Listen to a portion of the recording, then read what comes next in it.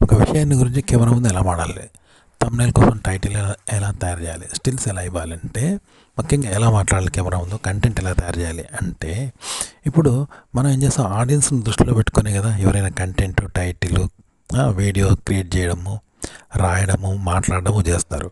అయితే content audience అంటే వాళ్ళు మనలాంటి వాళ్ళే, మనమే ఆడియన్స్గా భావించుకొని మనము కంటెంట్ని తయారు చేస్తాం, రైటర్ మనమే ఉంటాం. అలా కాకుండా ఆడియన్స్ కూడా మనం పాత్రలో భాగంగా చేయాలి.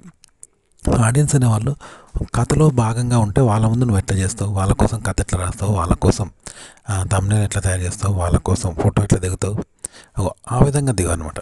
ఓకే, ఇదే టెక్నాలజీ అక్కడ వాళ్ళ కోసం చేయి, కంటెంట్ వాళ్ళ కోసం చేయి, ఆడియన్స్ కోసం, ఆడియన్స్ ఎఫెక్ట్ బట్టి కంటెంట్ ఎఫెక్ట్ని బట్టి ఆడియన్స్ ఉంటారు. ఈ విధంగా ఆ ఇద్దరి మధ్య నువ్వు చేయనమాట. అలా పాత్రకు మధ్య కూడా ఎఫెక్ట్ ఎట్లుంటుందో ఆ విధంగా చేయి. ఆడియన్స్తో సంబంధం లేదు ఇక్కడ. ఆడియన్స్ అనే వాళ్ళు మీ కథలో భాగంగానే ఉంటారు. ఇప్పుడు నిజమైన ఆడియన్స్ కాదు, అక్కడ నీ కథలో భాగంగా ఆడియన్స్ ఉంటారు. వాళ్ళకు అనుగుణంగా, వాళ్ళకు నచ్చేలాగా, వాళ్ళ ఎఫెక్ట్కి తగ్గట్టు కంటెంట్కి తగ్గట్టు వాళ్ళ ఎఫెక్ట్ ఉంటుంది, దానికి తగ్గట్టు నువ్వు ఎఫెక్ట్ ఇవ్వాలి. థంబ్నెయిల్ అయినా, టైటిల్ అయినా, కంటెంట్ ఇలా బాగుంటుంది అనమాట.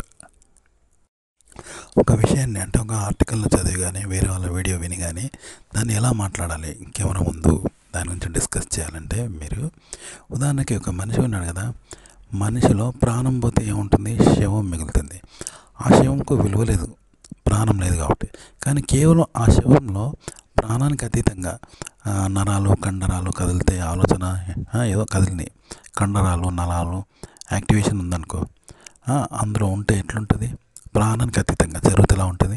అలా విషయాన్ని గురించి మీరు విషయంగానే చెప్పండి. ఆ విషయంలో ఎన్నెన్ని విషయాలు, ఆలోచనలు కలుగుతాయి, ఐడియాలు కలుగుతాయి అనేది చేయాలి. అలా మీరు కాదు, మీకు సంబంధం లేకుండా ఆ విషయాన్ని విషయంగానే ఎన్ని పుడతాయి థాట్స్ అనేవి అందులో పుట్టే విధంగా చెప్పండి.